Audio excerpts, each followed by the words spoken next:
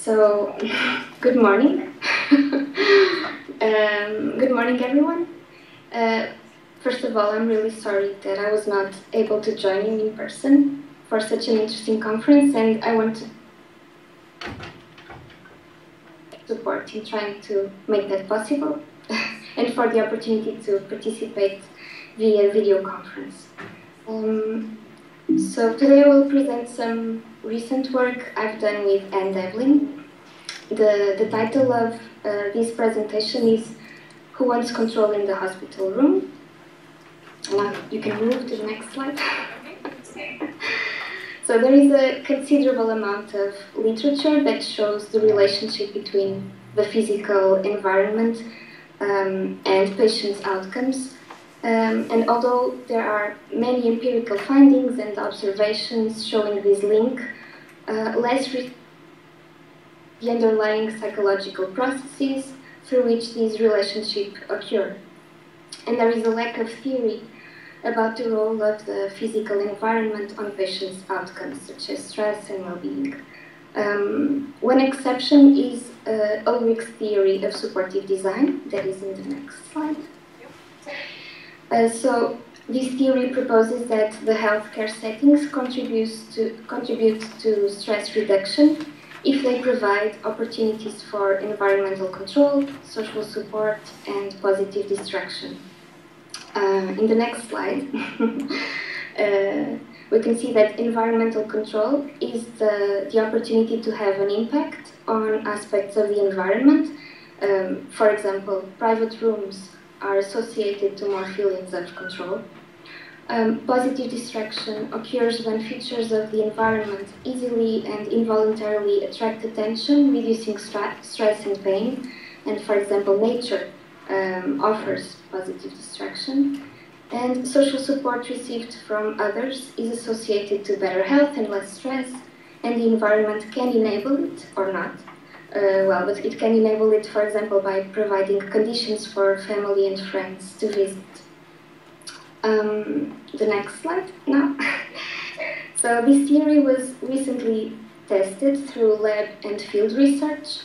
In a lab study, participants were exposed to an hypothetical hospitalization scenario with a different amount of provided elements in the room, and in a field study, the elements in real hospital rooms were counted by the researchers.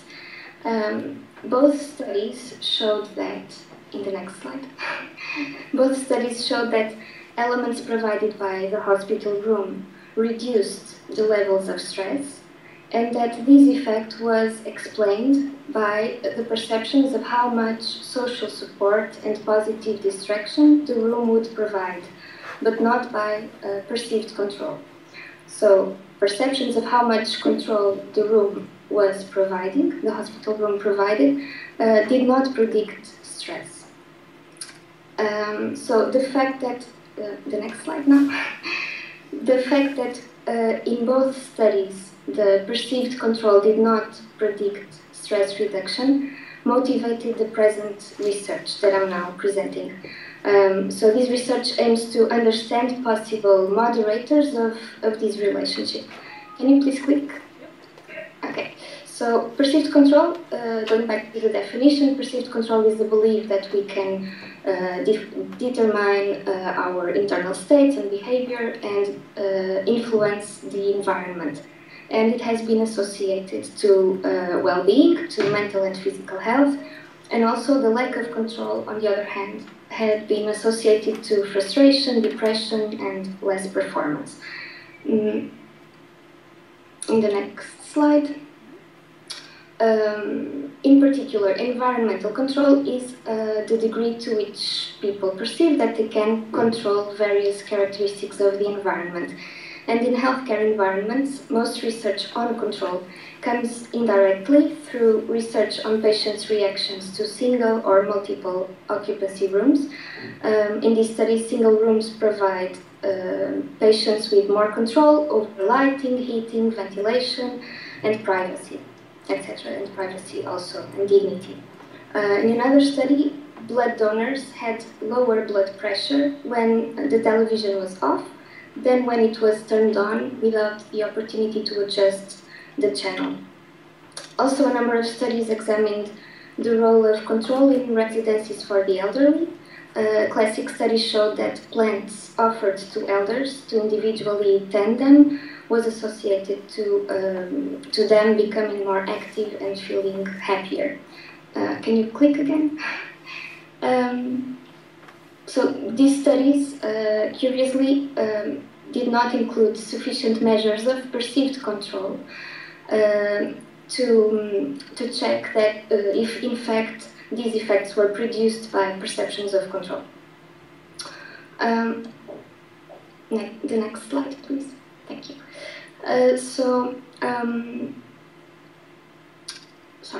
Most theory and research on the relationship between control and stress has been based on the assumption that having control, having opportunity to exercise control over the environment is always positive or preferable, that having control is stress reducing and lack of control produces stress. However, this view has been challenged by some studies and authors that tell us that control may not be always positive or preferred, and that the potential of control depends on both environmental and personal characteristics. So it might not be the case that the more the control, the better, for example, when having control is the opposite to what people want.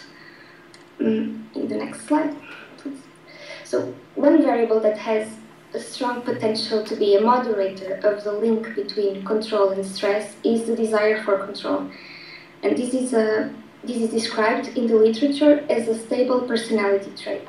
So some individuals, individuals vary in their desire to control the outcomes of their lives, the events in their lives.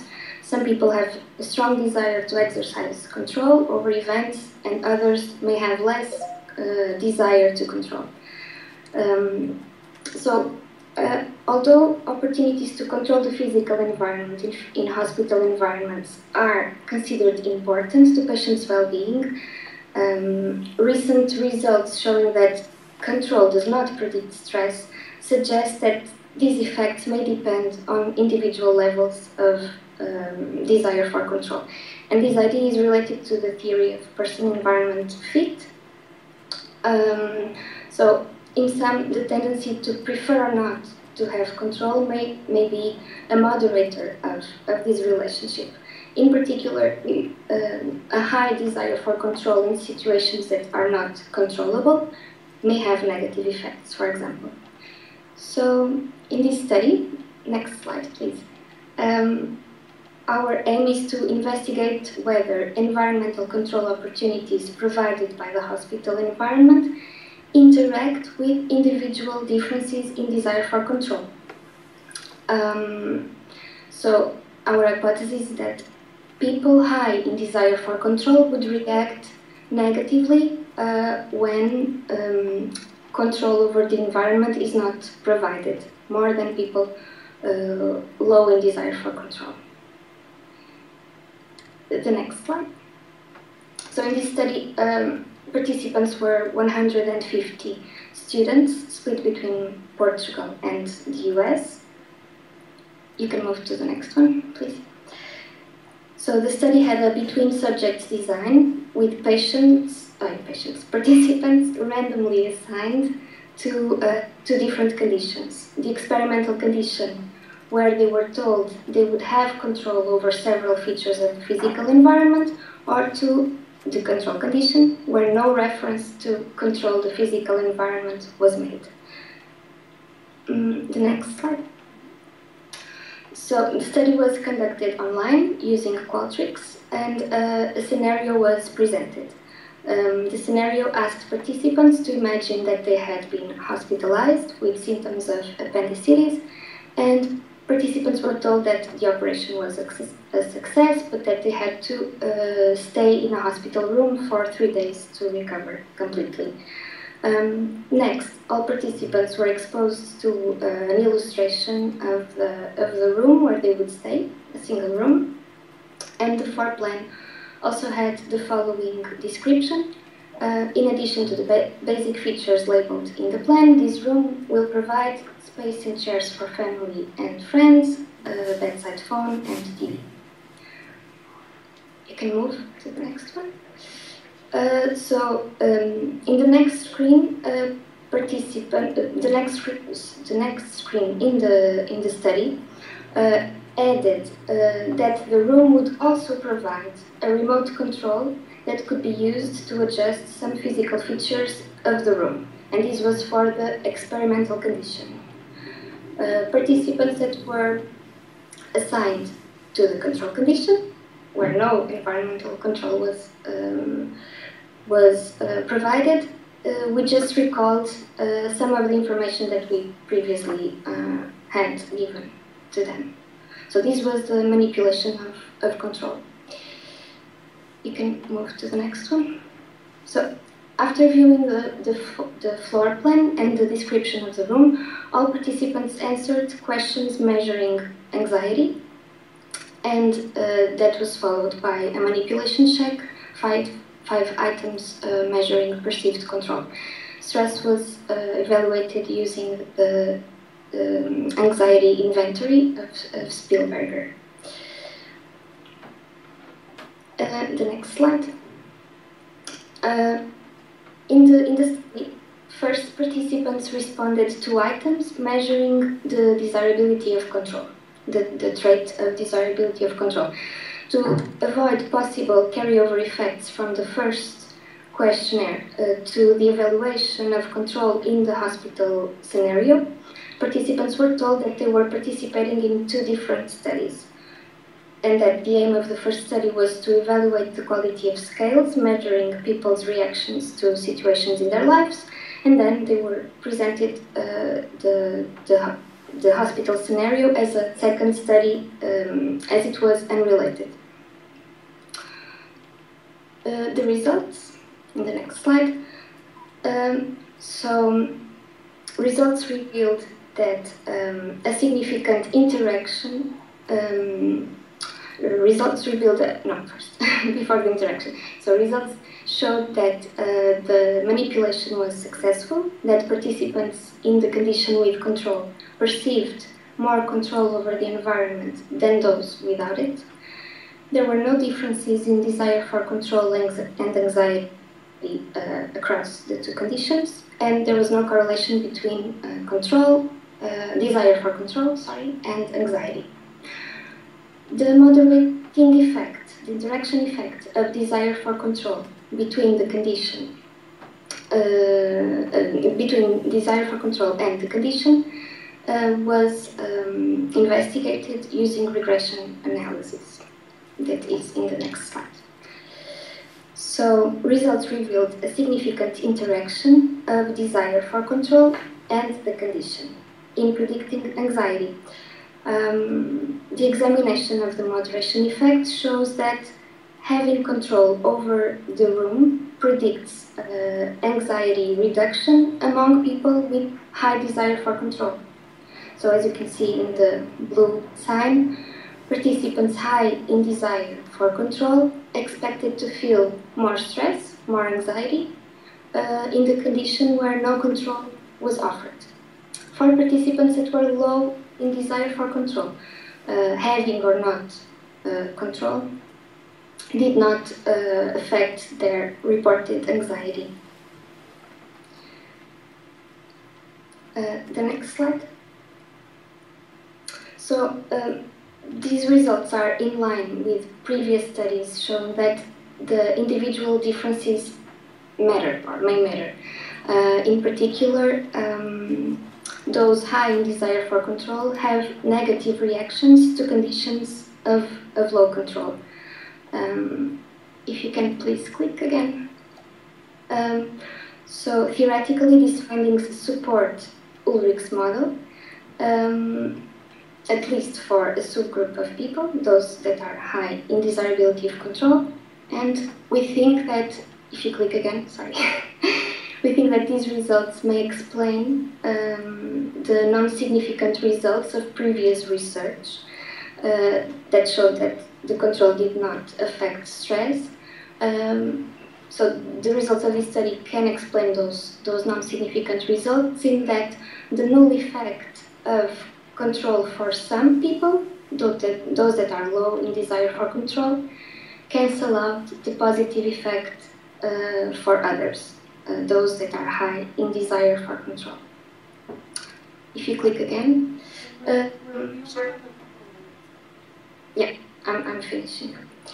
So it's worth to note that there were significant results even when a relatively weak manipulation of control was used. Only the idea of having or not a remote control over features of the room. Yeah, and in terms of implications, the next slide, please. So this study suggests that it's important to provide opportunities for control over the environment, because it matters, especially for people that tend to desire to have control over the environment. And having the opportunity for control does not appear to harm or negatively affect those that are low in desire for control. Design aspects that can provide control could be adjustable bed, lighting, a health status board, a clock to follow the time, or a calendar, etc., or access to gardens. And in the next slide, this was an experimental study with an hypothetical scenario, so it would be important to further test these hypotheses with real patients, and also the role of other control variables, such as the ability to take control or the belief in the ability to take control. If I have 1 minute, I can just tell you very quickly about a new study in the next slide. Following the hypothesis that control is beneficial, especially when individuals want to take control, we are doing now a field study in a dental clinic in which we are examining the interaction between distraction, provided by the exposure to a video of nature, and control, provided by the choice between 3 different nature videos. The interaction of that with desirability of control. So our hypothesis in this study is that both distraction and control will have positive effects in terms of anxiety and pain, and that for people that are high in desire for control, those will benefit more from having control, so choosing the video. The next slide is the last one.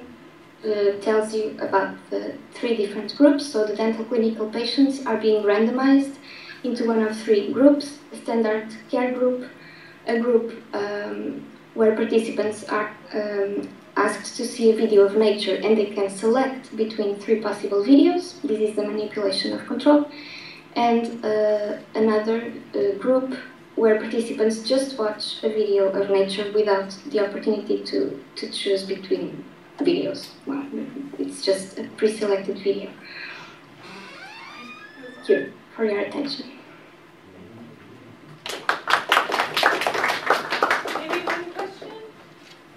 Yes, David. A couple of items.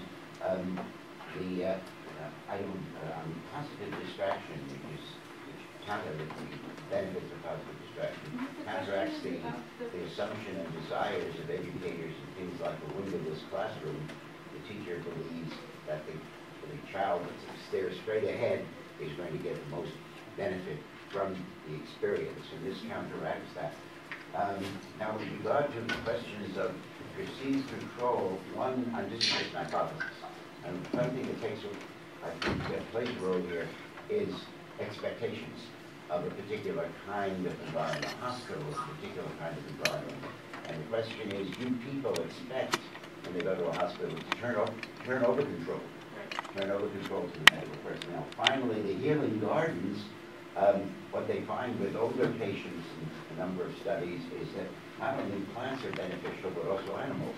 You know, it's like a sort of rent-a-pup program, and that this definitely leads to a drop in anxiety and an increase in patient satisfaction. So I'll go with the second question. So The question was about expectations. Do you think that people, when they go into a hospital, they have the expectation that they're going to give up control? Mm-hmm. Do you want me to reply now? Yeah. Okay, I thought that you were going to tell me a second question. Okay, yeah, sure. So in the hospital, patients' decision making is very constrained. So I think that people expect not to be in control over many of the procedures or routines. So it might be that everyone control over what will happen in general, but